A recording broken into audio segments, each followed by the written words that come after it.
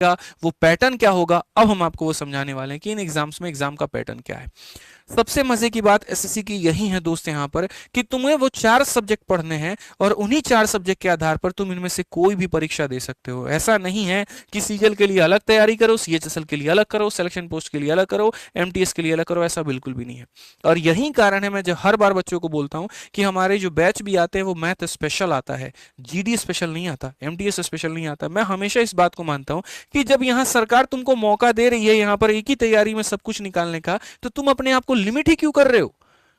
शुरू से तैयारी करो और ऐसे करो यहाँ पर कि तुम्हें कुछ ना दिखे, सिर्फ मछली की आंख दिखे और मेरे भाई एक पद के लिए तुम फाइट करो, तुम सिलेक्शन लेकर के जाओ। आप देखो एक बार यहाँ कितना शानदार है। आपका सबसे पहला सीजीएल हो गया, फिर उसके बाद सीएचएसएल हो गया, फिर सिलेक्शन पोस्ट हो गया, फिर एमटीएस हो गया, फिर सीपीओ और स्टेनोग्राफर है। आप देखो इनमें वही 4 subject, reasoning, math, GK GS और इंग्लिश मेरे भाई यहाँ पर। सीजीएल में रीजनिंग प्री में 25 नंबर का आता है, मैथ 25 नंबर का आता है, जीके जीएस इतना आता है और मेरे भाई इंग्लिश इतना आता है। ये मैंने टीयर 1 लिखा है। जिनमें टीयर 1 पेपर होते हैं वो यहाँ है और जिनमें मेंस होता है वो अगली स्लाइड में है।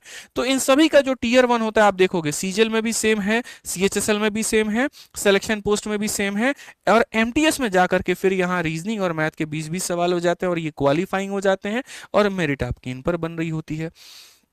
सारे के सारे पेपर आपके ऑनलाइन बेस्ड होते हैं। आप ऊपर का 3 देखो, सब में तीनों में 100-100 सवाल, सब में मेरे भाई 200-200 मिनट और सब में यहाँ पर 60। तो ऐसे केस में क्या होगा, अगर मानिए आपका सीजीएल का पेपर खराब गया, कोई बात नहीं, आप सीएचएसएल का पेपर दे दो, आप इसमें सिलेक्शन ले लो। ये खराब गया, आप सिलेक्शन पोस्ट में एंटर कर जाओ मेरे भाई। यहाँ पर प्रॉब्लम क्या है, कोई दिक्कत की बात नहीं है। एक भी अगर थोड़ा सा कहीं गड़बड़ा रहा है उसी साल में 2 महीने बाद ये होगा, झट से इसको दे दो। हमने भी तो दिया ना भाई, हम सीएचएसएल में ऑल इंडिया रैंक 114 लेकर के आए, सीजीएल में लेकर के आए, दोनों पेपर साथ में हो रहे थे, तो भरने में दिक्कत क्या थी। 100 रुपए का फॉर्म आता है, भर दो भाई, बात खत्म हो गया।